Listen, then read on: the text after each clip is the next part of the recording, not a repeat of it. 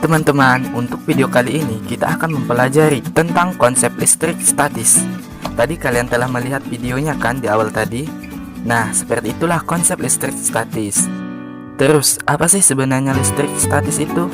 Mengapa sih listrik statis bisa menarik muatan lainnya? Dan apa saja contoh dan penerapannya di bumi kita?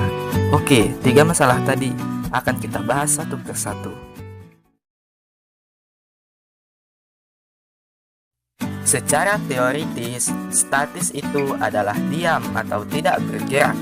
Jadi, maksudnya listrik statis itu adalah listrik yang diam atau tidak bergerak gitu. Jangan salah, apapun jenisnya, listrik itu bergerak atau berpindah. Jadi, apanya sih yang diam? Nah, listrik statis itu adalah suatu kumpulan muatan listrik dalam jumlah tertentu yang tidak mengalir. Tetapi, jika terjadi pengosongan muatan, akan memakan waktu yang cukup singkat. Atau secara simpelnya, yaitu suatu fenomena kelistrikan yang dimana muatan listriknya tidak bergerak, dan biasanya terdapat pada benda yang bermuatan listrik. Jadi, pada elektrostatika, muatannya tidak berpindah atau bergerak. Dapat dikatakan juga, listrik statis timbul karena adanya fenomena di mana benda-benda yang memiliki aliran listrik saling berpautan tanpa adanya sumber daya listrik, atau dengan kata lain, benda tersebut dapat menghasilkan proton maupun elektron tanpa menggunakan elemen pembangkit listrik.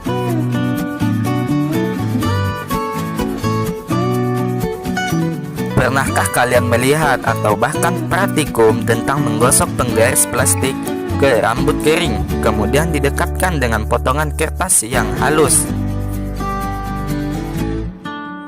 Maka, kertas tersebut akan tertarik oleh penggaris plastik.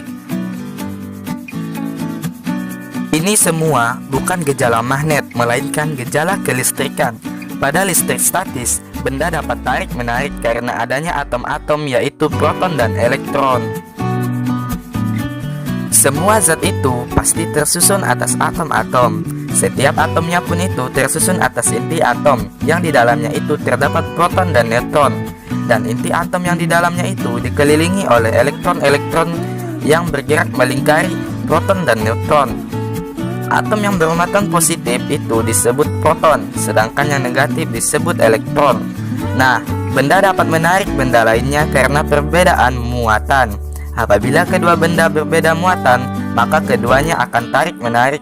Namun, apabila kedua muatannya sama, maka mereka akan tolak-menolak. Untuk mendeteksi muatan listrik statis adalah elektroskop. Bagaimana cara kerja elektroskop? Pertama, pada saat netral, proton dan elektron pada elektroskop tersebar merata pada seluruh bagian elektroskop, sehingga daun logam akan menguncup. Kedua, pada saat knob didekati benda bermuatan negatif, muatan positif pada elektroskop akan berkumpul di sekitar knob dan muatan negatif berkumpul di sekitar daun logam, sehingga daun akan membuka. Yang ketiga, pada saat knob didekati benda bermuatan positif, muatan negatif pada elektroskop akan berkumpul di sekitar knob dan muatan positif berkumpul di sekitar daun logam, sehingga daun akan membuka. Kemudian, untuk menetralkannya kembali, knob dapat disentuh dengan jari ataupun dihubungkan ke tanah maupun bumi.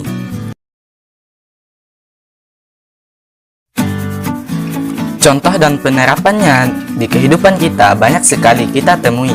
Contoh alami yang ada di bumi mengenai listrik statis adalah salah satunya gejala munculnya petir. Sedangkan penerapannya dapat kita temui pada beberapa alat berikut. Yang pertama, mesin fotokopi.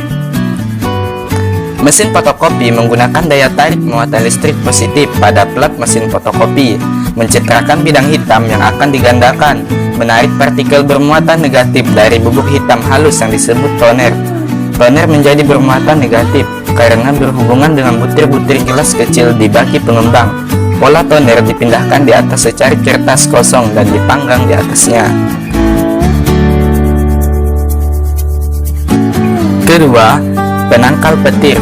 Penangkal petir dipasang di atas atap rumah atau di atas gedung bangunan yang tinggi dan dihubungkan ke dalam tanah melalui kabel logam.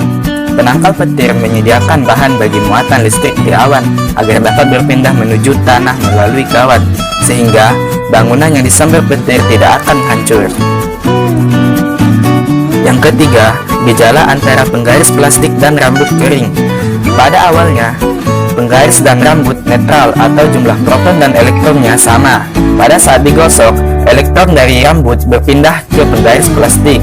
Akibatnya, sisir mendapat tambahan elektron, sehingga penggaris plastik menjadi bermuatan negatif, sedangkan rambut menjadi muatan positif. Yang terakhir adalah gejala antara batang kaca dan kain sutra. Sama seperti gejala penggaris dan rambut kering.